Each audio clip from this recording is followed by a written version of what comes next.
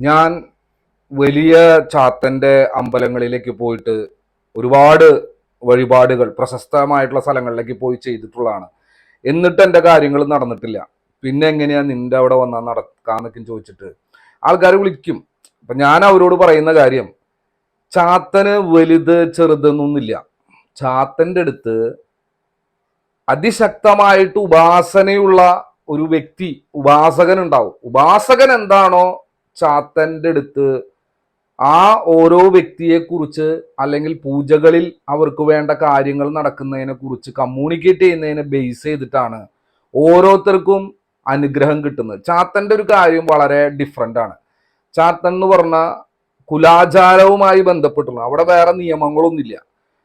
ഒരു അതിശക്തമായിട്ടുള്ള ഭക്തി, സ്വാമിയെ എനിക്ക് കിട്ടിയേ പറ്റൂ എന്നുള്ള ഭ്രാന്തമായ ആവേശത്തോടു കൂടിയും ഭക്തിയോടു കൂടിയിട്ടും അതിശക്തമായിട്ട് സ്വാമിയെ എനിക്ക് പ്രസാദിച്ചേ പറ്റൂ എന്ന് പറയുന്ന ആൾക്കാരിലെ അടുത്തേക്കാണ് സ്വാമി ഇറങ്ങിച്ചെല്ലാണ് പതിവ്.